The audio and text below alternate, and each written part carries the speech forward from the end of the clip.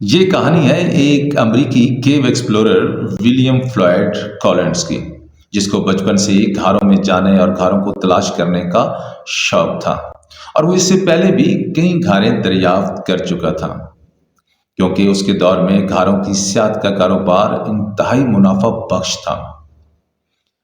30 जुलाई 1925 को दिन के करीब 10 बजे फ्लॉयड कॉलिंस अपनी लालटेन की मदद से सैंड के घार में दाखिल होता है।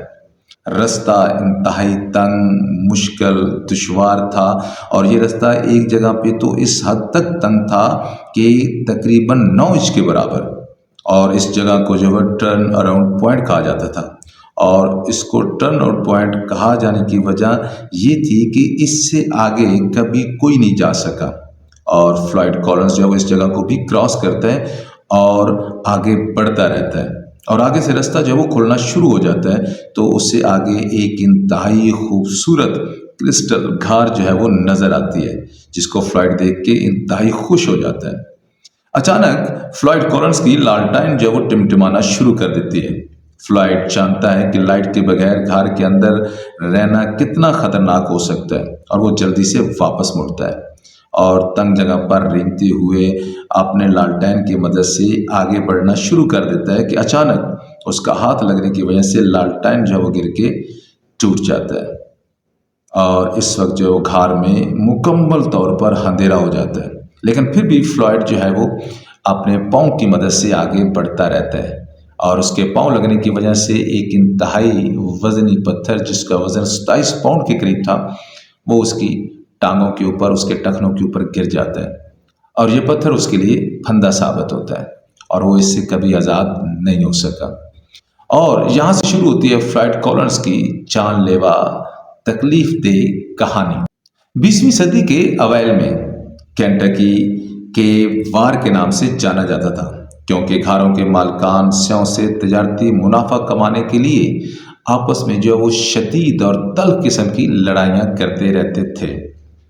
फ्लॉयड कॉलिंस 20 जुलाई 1987 को पैदा हुआ और 6 साल की उम्र में ही घरों में दाखिल होना शुरू कर दिया। 1910 में फ्लॉयड कॉलिंस ने अपनी ही जमीनों के नीचे पहली घर दरियाफ्त की।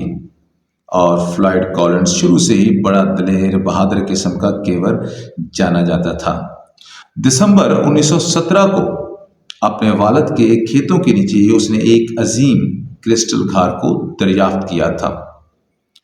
1918 में उसने इस क्रिस्टल घार को लोगों के लिए, स्याहों के लिए जो है वो ओपन कर दिया, खोल दिया। लेकिन ये घार दूर दराज होने की वजह से स्याहों की तवज्जो जो है वो हासिल ना कर सके, और इसीलिए फ्लॉयड कॉलिंस जो है वो मज़ीद कोई घार तलाश करना चाहता था।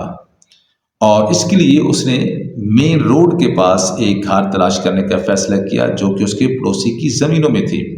और उसने पड़ोसी के साथ एक जो है वो मुआहदा किया, और मुआहदे के मुताबिक वो इस घार के मुनाफे में से आधे का जो है वो हिस्सादार बना। 30 जुलाई 1925 को 37 साला फ्लॉयड कॉलिंस सैंड केव की तलाश में सुबह 10 बजे के करीब एक मिट्टी के तेल की लालटेन के साथ घार में दाखिल होता है। जल्दी फ्लॉयड को एहसास होता है कि रास्ता बहुत तंग है, बहुत मुश्किल है, बहुत कठिन है। और इस जगह पे तो ये रास्ता इस हद तक तंग हो जाता है, कोई करीब 9 इंच के। लेकिन वो फिर भी रेंगता हुआ आगे बढ़ता रहता है। एक हाथ से अपने लालटेन को धकेलता है और एक हाथ की मदद से और पाँव की मदद से रेंगता हुआ आगे बढ़ता है। जैसे ही वो आगे बढ़ता है तो आगे से घार खुलना शुरू हो जाती है, और एक इंतहाई खूबसूरत जगह जो है वो उसका इंतज़ार कर रही होती है, जिसे देख के फ्लॉयड इंतहाई खुश हो जाता है कि उसकी मेहनत रंग ले आए।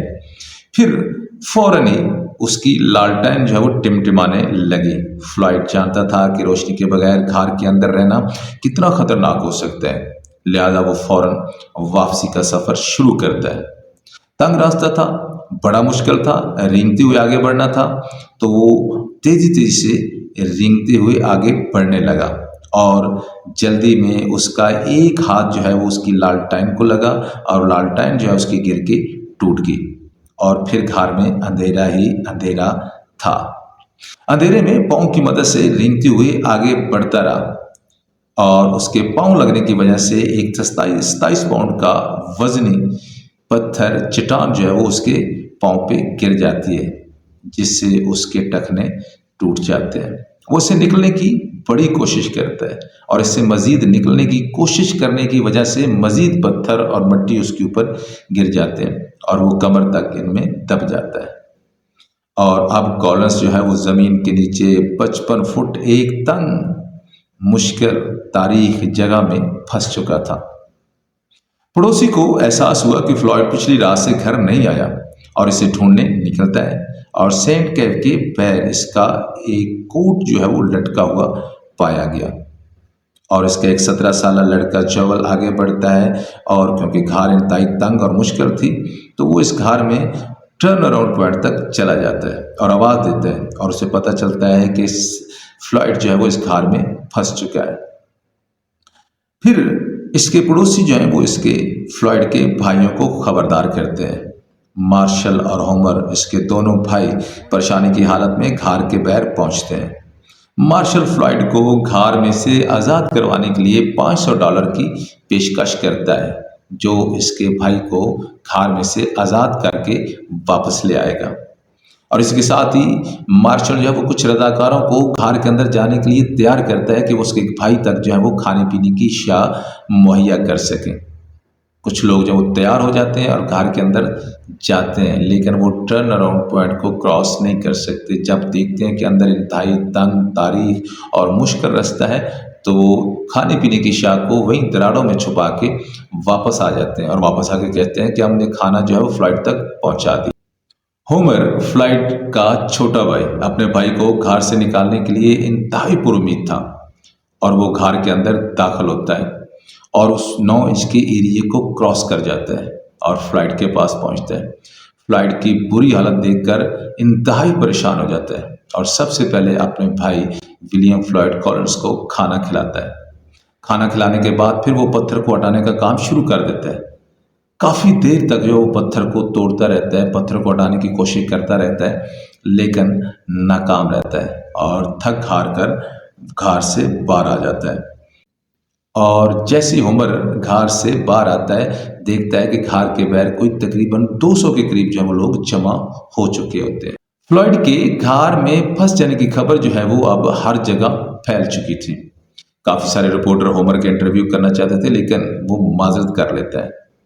کافی سارے لوگ جو ہیں وہ باری باری فلوئڈ کو بچانے کے لیے گھار کے اندر جاتے ہیں، لیکن ٹرن اراؤنڈ پوائنٹ کو کراس نہیں کر سکتے، واپس آ جاتے ہیں۔ پھر ایک رپورٹر جس کا نام ولیم ملر ہے، وہ فلوئڈ کے بھائی ہومر کا انٹرویو لینا چاہتا ہے، اور ہومر غصے میں آ جاتے ہیں اور ولیم ملر کو کہتے ہیں کہ آپ خود کیوں نہیں وہاں پہ چلے جاتے اور فلوئڈ کا انٹرویو کر لیتے۔ ملر لالٹین کی مدد سے گھار کے اندر چلا جاتا ہے۔ جب وہ فلوئڈ کے پاس پہنچتا ہے تو فلوئڈ کی حالت دیکھ کر وہ اسے انٹرویو لینا بھول جاتا ہے اور اس کو نکالنے کے لیے مدد کرنے لگتا ہے۔ ملر جب یہ خبر نیوز پیپر میں چھاپتا ہے تو یہ بین الاقوامی خبر بن جاتی ہے، اور پھر ایک تیسرا بندہ جس کا نام رابرٹ برٹن ہے، وہ فلوئڈ کو بچانے کے لیے آ جاتا ہے، اور وہ فلوئڈ کے پاس جاتا ہے اور اسے کچھ دوائی اور کھانے کو دیتا ہے، پھر فلوئڈ کے ساتھ ایک بیلٹ باندھتا ہے۔ پھر 3 لوگ رابرٹ، ہومر، ملر مل کر فلوئڈ کو ایک رسی کے ذریعے جو ہے وہ کھینچتے ہیں، لیکن فلوئڈ جو ہے اس کی درد کی وجہ سے چیخیں نکل جاتی ہیں۔ بین الاقوامی خبر بننے کی وجہ سے وہاں کافی لوگ اکٹھے ہو جاتے ہیں، جس کی وجہ سے گھار میں کافی پتھر گرنا شروع ہو جاتے ہیں، جس سے گھار کا راستہ بند ہو جاتا ہے۔ جب گھار کا راستہ بند ہوتا ہے تو پھر کھدائی کرنے کا سوچا جاتا ہے۔ پھر مشین اور لوگوں کی مدد سے کوئی 35 فٹ تک جو ہے وہ کھدائی کی جاتی ہے۔ 30 گھنٹے مسلسل کھدائی کرنے کے بعد 55 فٹ نیچے جب فلوئڈ تک پہنچا جاتا ہے تو کوئی 24 گھنٹے پہلے فلوئڈ مر چکا تھا۔ 14 دن کی مسلسل ریسکیو کی کوششیں کرنے کے بعد 23 فروری 1925 کو فلوئڈ کولنس درد، ٹھنڈ، بھوک اور پیاس کی وجہ سے مر چکا تھا، اور اس گھار کو وقتی طور پر فلوئڈ کولنس کو نکالے بغیر ہی بند کر دیا۔